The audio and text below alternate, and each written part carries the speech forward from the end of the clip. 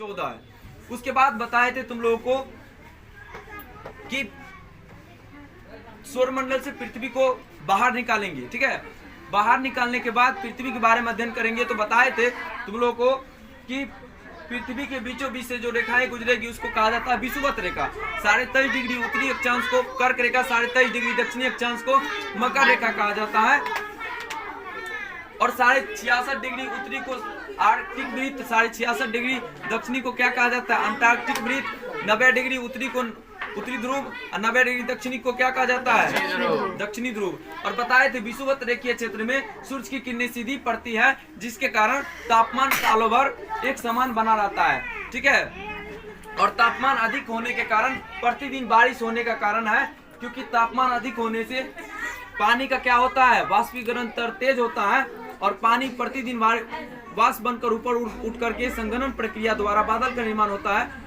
और मानसून की हवाएं जब जाती है तो बादल को क्या कर देती है, पहाड़ पर्वत पठार से टकरा करके ऊपर जब जाती है तो बादल को नीचे गिरा देती है। ये प्रतिदिन विषुवत रेखीय क्षेत्र में प्रतिदिन बारिश होने का यही कारण है, क्योंकि सूरज की किरणें विषुवत रेखीय क्षेत्र में सालों भर एक समान पड़ती है, समझ आया। और विषुवत रेखीय क्षेत्र में जैव विविधता अधिक पाई जाती है, जीवों में विविधता अधिक पाई जाती है, इसका कारण है सूर्यताप, ठीक है।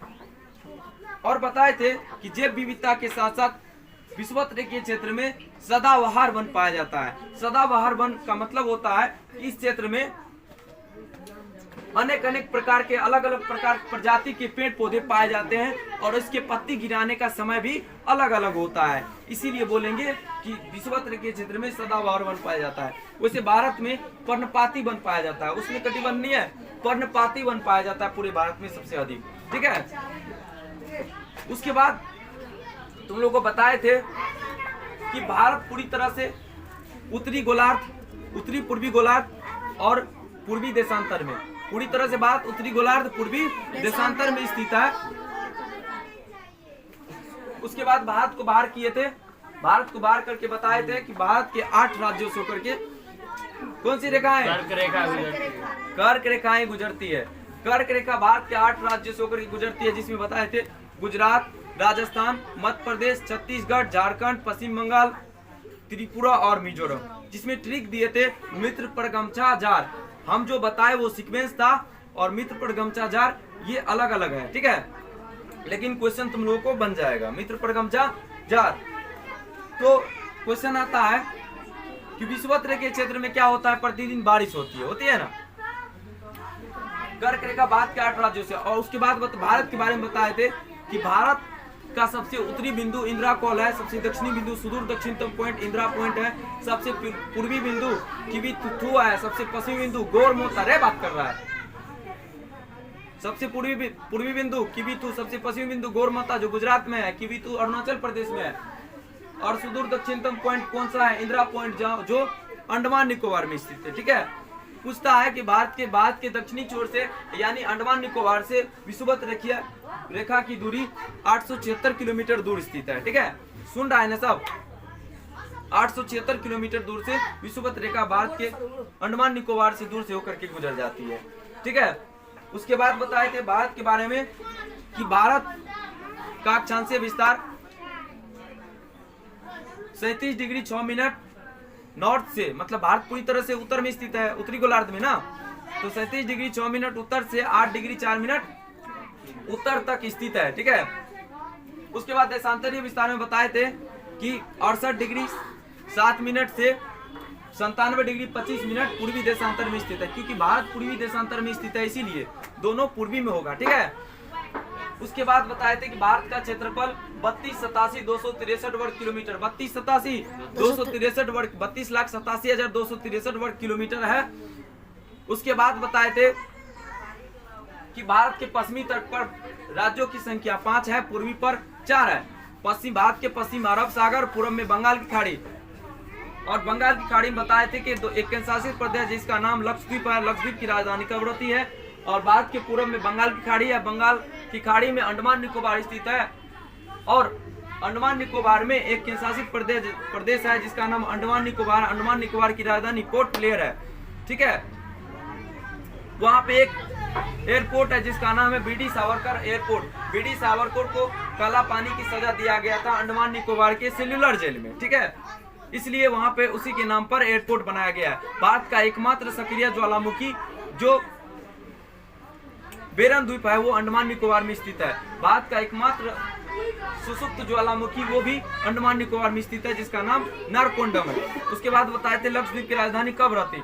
भारत में 28 राज्य और 8 केंद्रशासित प्रदेश है, जिसमें बताए थे कि 8 केंद्रशासित प्रदेश में लद्दाख सबसे बड़ा, क्षेत्रफल में सबसे बड़ा केंद्रशासित प्रदेश लद्दाख है।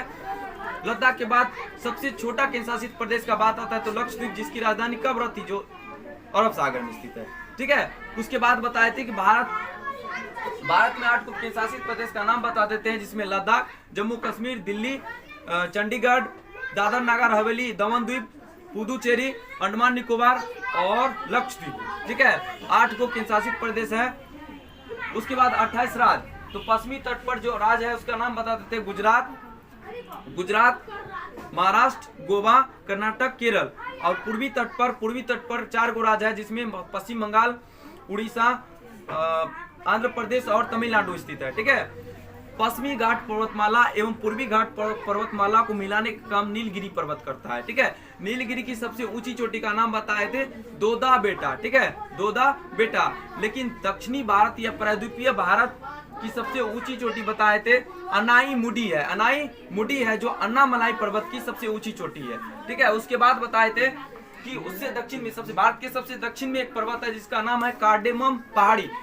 कार्डेमम पहाड़ी को इलायची पर्वत के नाम से जाना जाता है, क्योंकि कार्डेमम पहाड़ी पर इलायची का उत्पादन सबसे अधिक होता है और छोटी इलायची उत्पादन में प्रथम स्थान केरल रखता है। केरल में मसालों का सबसे अधिक उत्पादन होता है, नारियल का सबसे अधिक उत्पादन होता है, इलायची का भी, रबड़ का भी सबसे अधिक उत्पादन केरल में होता है, ठीक है। मसालों की रानी इलायची को कहा जाता है, लेकिन बड़ी इलायची सबसे अधिक सिक्किम में होता है, ठीक है। उसके बाद बताए थे कि पूर्वी तट, पश्चिमी तट हो गया। भारत की सबसे ऊंची चोटी बताए थे, भारत की सबसे ऊंची चोटी माउंट केटू है, जिसे गॉडविन ऑस्टिन कहा जाता है, जो ट्रांस हिमालय में आता है। हिमालय के उस पार, मतलब हिमालय को जो पार करेंगे तो उसको बोलते हैं ट्रांस मतलब हिमालय के उस पार जो 4 पर्वत है उसका नाम है KLJP, काराकोरम, लद्दाख, जास्कर, पीर पंजाब। तो पूछता है क्वेश्चन, सिंधु नदी लद्दाख और जास्कर श्रेणी के बीच से होकर के जाती है। सिंधु नदी लद्दाख और जास्कर श्रेणी के बीच से। काराकोरम की सबसे ऊंची चोटी कौन सी है? माउंट केटू, जो 86 से 11 मीटर ऊंची है, जो भारत की सबसे ऊंची चोटी है। उसके बाद बताए थे कि भारत में हिमालय पर्वत श्रेणी पढ़ाए हैं, समझ आया, उसकी सबसे ऊंची चोटी कंचनजंगा है भारत में, जो सिक्किम में स्थित है। इसकी ऊंचाई 8598 मीटर है। उसे पूछता है हिमालय एक नवीन वलित पर्वत का उदाहरण है। हिमालय का विस्तार में सबसे पश्चिमी नगा पर्वत और सबसे पूर्व में नामचा वर्मा पर्वत है। उसे ट्रिक है नंगा कामित नंदा है, जो कैलाश पर्वत पर धो रही अन है। बगल में माउंट एवरेस्ट पर मकालू ने कंचन से नाम पूछा। तो नामचा वर्मा पर्वत अरुणाचल प्रदेश में और हिमालय के सबसे पश्चिमी विस्तार में नंगा पर्वत है, जो लद्दाख में स्थित है। उसे काराकोरम की सबसे ऊंची चोटी भी लद्दाख में है, गॉडविन ऑस्टिन। इसकी ऊंचाई 8611 मीटर है, ठीक है। उसके बाद बताए थे कि हिमालय को जो हम 3 भाग में बांटकर भौगोलिक अध्ययन किए थे, उसमें 3 भाग में बांटे थे। सबसे उत्तरी हिमालय को ग्रेट, महान या हिमाद्री हिमालय कहते थे। उसके बाद मध्य हिमालय को हिमाचल हिमालय कहते, और सबसे दक्षिणी वाला भाग को शिवालिक हिमालय कहते, ठीक है। उसके बाद बताए थे कि हिमालय एक नवीन वलित पर्वत का उदाहरण है। हिमालय की सबसे ऊंची चोटी माउंट एवरेस्ट है, जो विश्व की सबसे ऊंची चोटी है। इसकी ऊंचाई 8848 से 50 मीटर तक है, ठीक है। हिमालय की सबसे ऊंची चोटी का नाम माउंट एवरेस्ट क्यों रखा गया? क्योंकि इसके सर्वेक्षण विभाग के प्रधान, माउंट एवरेस्ट का जो खोज हो रहा था उसके बारे में जो बताया गया था, उसके सर्वेक्षण विभाग का प्रधान सर जॉन एवरेस्ट थे। उसी के नाम पर माउंट एवरेस्ट का नाम माउंट एवरेस्ट पड़ा, जो विश्व की सबसे ऊंची चोटी है, जो महान हिमालय की सबसे ऊंची चोटी है, जो नेपाल में स्थित है। नेपाल में इसे गौरी शंकर के नाम से, सागर माथा या गौरी शंकर के नाम से जाना जाता है, ठीक है। उसके बाद बताए थे हिमालय के विस्तार हो गया, उसके बाद ट्रांस हिमालय भी हो गया। उसके बाद बताए थे गंगा नदी तंत्र में बताए थे कि गंगा कहां से निकलती है और कहां जाकर के गिर जाती है। तो गंगा जो है उत्तराखंड के उत्तरकाशी जिला के गंगोत्री हिमानी से निकलती है। गंगा जहां से निकलती है वहां पे उसका नाम भागीरथी होता है। उसके बाद अलकनंदा कहां से आती है? अलकनंदा धौली गंगा और विष्णु गंगा को मिला करके, धौली गंगा और विष्णु गंगा को मिला करके अलकनंदा बनती है। भागीरथी नदी आकर के दाएं किनारे से जब देव प्रयाग में मिल जाती है तब क्या बन जाती है? गंगा। गंगा पहली बार उत्तराखंड के हरिद्वार क्षेत्र में प्रवेश करती है। उत्तराखंड के बाद उत्तर प्रदेश में बहती हुई उत्तर प्रदेश का आगरा, उत्तर प्रदेश का आगरा, कानपुर और बनारस शहर, प्रयागराज, गंगा नदी किनारे। वैसे प्रयागराज में यमुना नदी आकर के मिल जाती है, तो यमुना और गंगा के संगम पर प्रयागराज स्थित है, जो पहले इलाहाबाद था। ठीक है, तो गंगा के किनारे 2 को शहर उत्तर प्रदेश का बताया, जिसमें कानपुर और बनारस। उसके बाद बिहार में प्रवेश बक्सर से कर जाती है गंगा।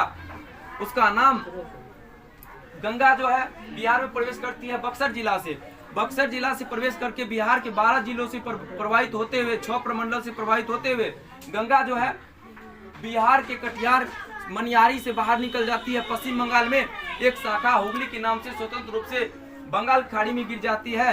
हुगली में जाकर के दामोदर नदी जो छोटा नागपुर के पठार से निकलती है, जिसे जैविक मरुस्थलीय नदी कहा जाता है, दामोदर नदी को रिफ्ट वैली से बहते हुए दामोदर नदी हुगली नदी में मिल जाती है। और हुगली नदी के किनारे ही कोलकाता शहर बसा हुआ है। कोलकाता को पार करते हुए हुगली नदी स्वतंत्र रूप से बंगाल की खाड़ी में गिर जाती है। उसके बाद इधर गंगा की एक शाखा निकला था ना, गंगा बचा हुआ है, मुख गंगा जो है फिर बांग्लादेश में प्रवेश करती है पश्चिम बंगाल के बाद। पश्चिम बंगाल में गंगा को पादमा के नाम से जाना जाता है। उसके बाद पादमा को हम रहने देते बांग्लादेश में। उसके बाद हम लाते हैं ब्रह्मपुत्र नदी को। ब्रह्मपुत्र नदी का उद्गम स्थल मानसरोवर झील के निकट, तिब्बत में मानसरोवर झील के निकट आंगसी हिमानी से निकलती है।